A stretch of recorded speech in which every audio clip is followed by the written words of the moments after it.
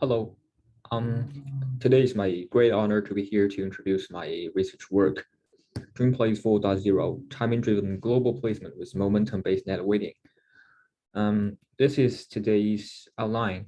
The first part is the introduction, in which I will briefly talk about the background and what we are doing.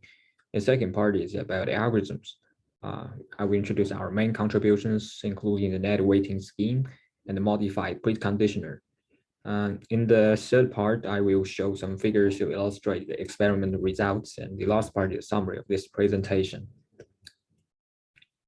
Okay, first let us take a look at the introduction. As we all know, modern VLSI size and design complexity are growing rapidly. Now it's already 2022. The development of its technologies beyond our imagination. For example, there can be billions of cells in a single design, and the requirements on circuit performance are also getting higher and higher. The third, there are various design rules and constraints we may encounter in real industrial designs. Here, let us take a look at the latest chips. Apple A15 is a 64-bit ARM-based system on chip, which is used in the latest release iPhone 13 series. It contains around 15 billion transistors. And IBM Power 10-based processors are manufactured over 18 billion transistors.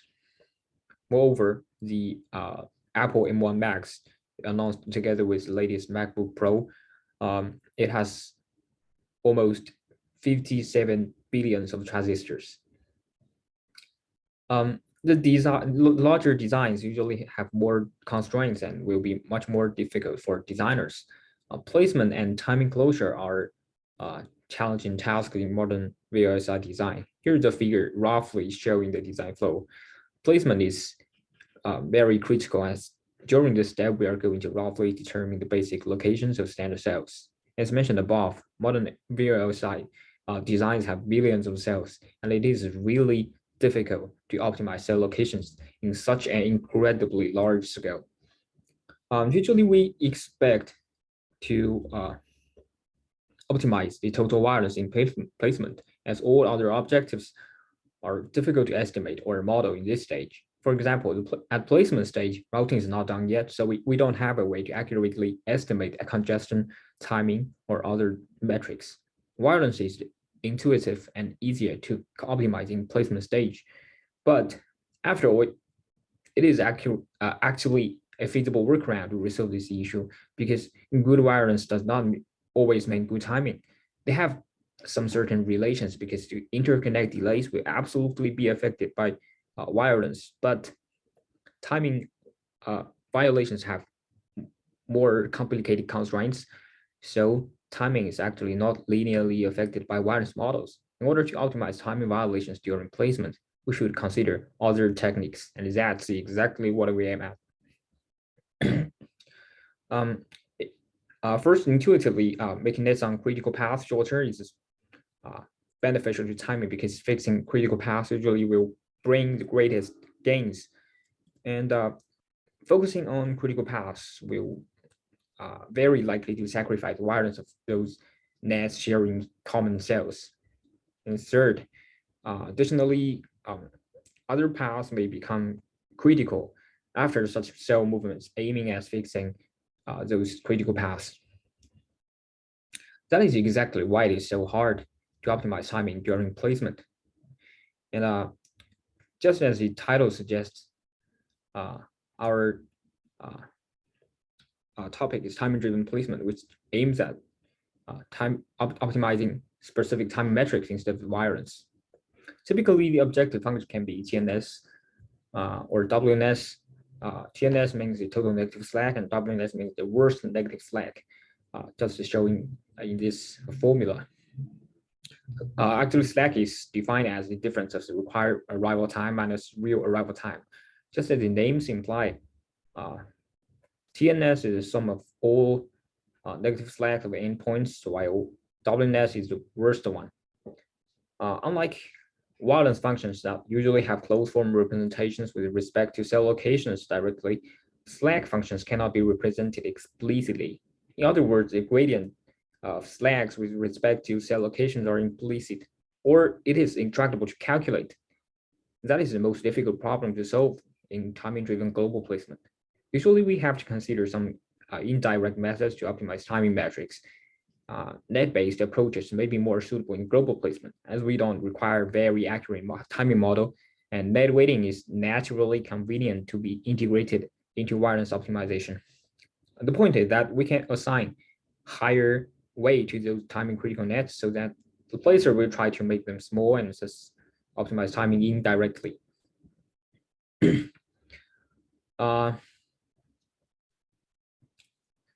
Most of the timing-driven optimizations are performed incrementally. In other words, they rely on legal solution and try to adjust cell locations incrementally to further optimize timing violations. In general, there are two types of methods. One is net-based, introduced above. Another one is path-based, that directly works on all or some path. In global placement, we are optimized from scratch. The cells are moved with overlaps again and again, so path-based approaches may not be suitable for global placement, as the runtime overhead is really, really large. Prior works on timing-driven global placement using net weighting are compared in the following table. Probably they were all proposed a long time ago. I still provide some inspirations. Our method is a dynamic, slack-based net weighting scheme, considering history information. Here's our overall contribution. In this work, we integrate timing optimization into electrostatic-based global placement. In general, our contributions include two parts. First is the momentum-based net weighting. At each timing iteration, we expect to assign weights to different nets by incorporating the current slacks within the existing criticality information. What's criticality? I will introduce this definition in the algorithm section. Second, the preconditioning technique. The preconditioner proposed by the original DREAMPlace algorithm does not consider different net weights. We enhance the preconditioner to adapt different net weights when optimizing cell locations.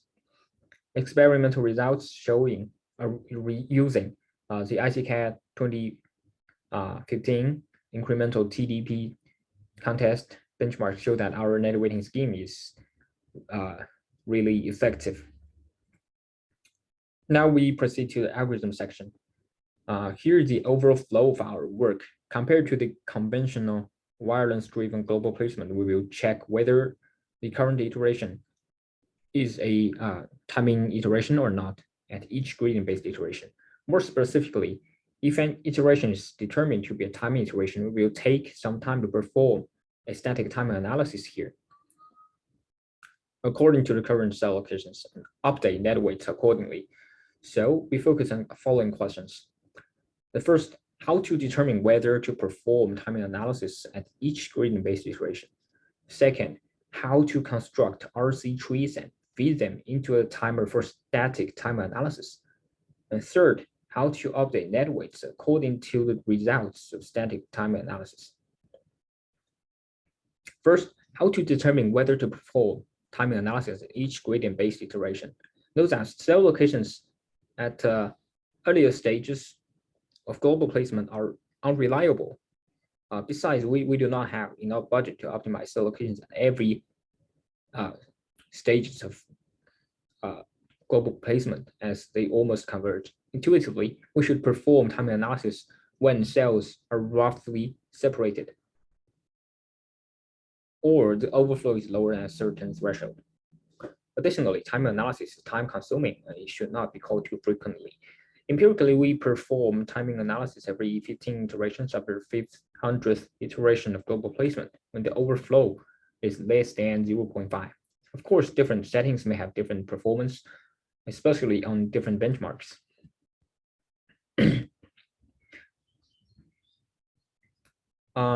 How to construct RC trees and feed them into a timer for static time analysis. Given the placement, we need to translate cell locations into certain RC information in order to obtain the timing metrics. And the Elmore delay model is used here. In global placement stage, routing is not done yet, so it is not meaningful to consider very accurate timing model. So at each timing iteration, we will use Flute to generate the standard tree for each net and convert it into an RC tree according to some benchmark settings, like wire resistance per micron and wire capacitance per micron. Here's a simple figure of a 4-pin net. Flute will give a standard tree in figure A with two standard point S1 and S2. We can translate this standard tree into an RC tree showing in figure B, which will be fed into the timer. Okay. Now we will introduce the core algorithm about net weighting. First, we define a criticality value of each net at each timing iteration. Let CEM denote the criticality of net E at the mth timing iteration. For any net, it defaults to be 0. Each time we call timer to perform a static time analysis, we obtain net slack and the worst negative slack. The criticality momentum is defined by equation 2. As we can see here, a net with more negative slack, we have a larger criticality momentum. Here we only care negative slacks, of course. So we add this condition. Then, how to update criticality values according to their momentum. Here we consider the logarithm criticality.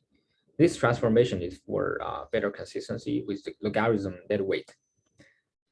The criticality update rule is given by equation 4, where alpha here is actually a hyperparameter. It considers both history, logarithm criticality, and momentum term at the current time iteration to avoid possible oscillation.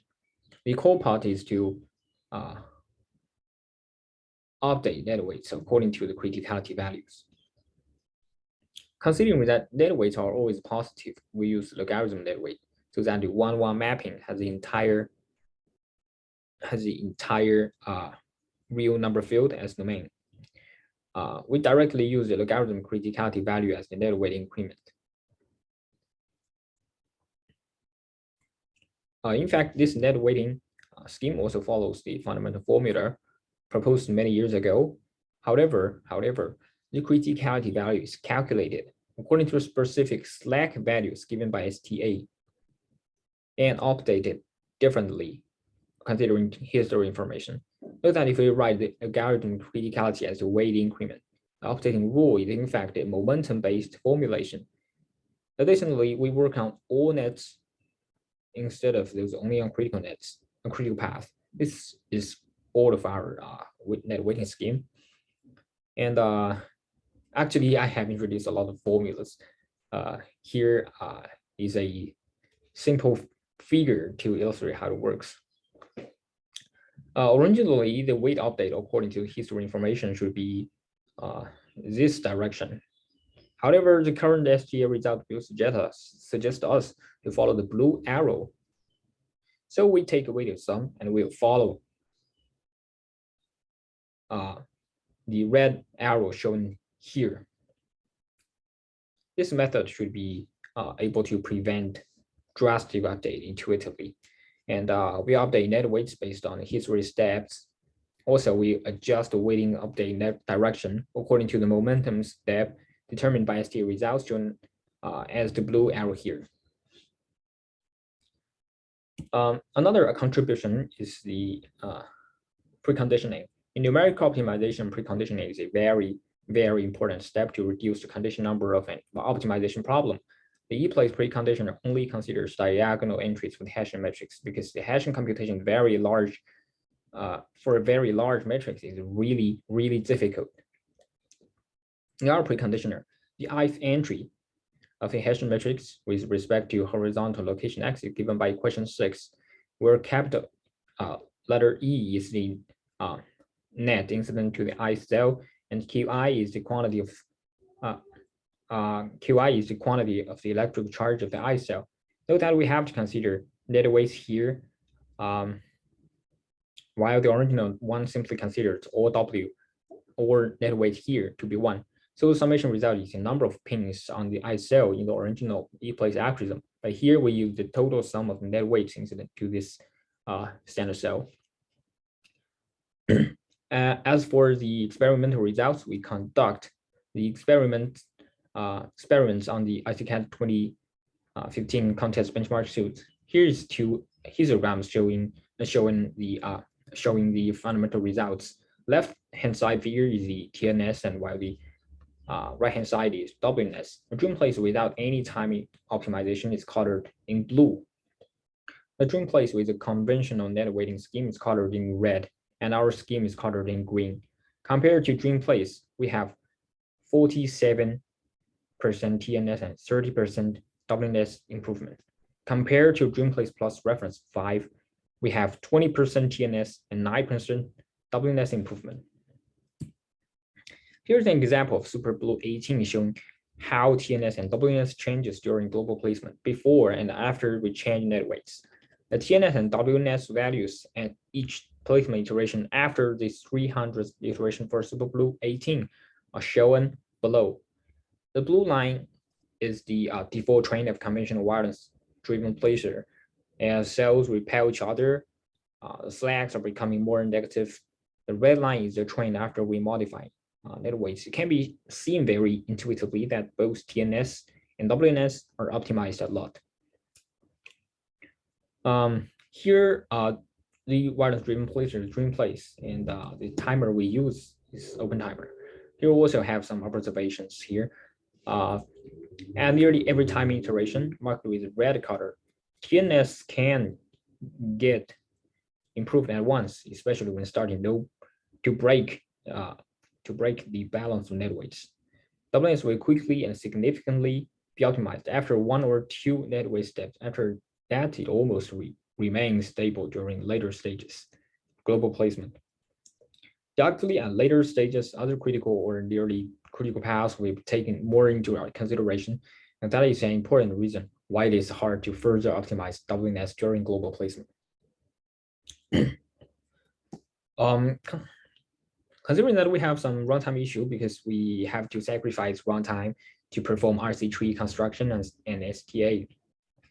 This is the runtime breakdown for the same benchmark SuperBlue 18. The main bottleneck is the RC tree construction. Considering that STA must be called multiple times to incorporate changes of cell locations, the overhead of RC tree construction and STA should be the main focus for acceleration. Okay, the last section is the summary of today's presentation. After all, above all, we propose a momentum-based net weighting scheme for time-driven global placement and improve the preconditioner accordingly.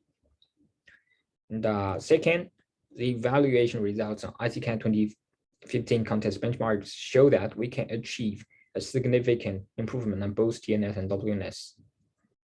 And third, the results of this paper enlighten us that although most timing-aware timing optimization methods are performed at incremental stages, it is still very effective to consider timing at the earlier stages of physical design, especially global placement.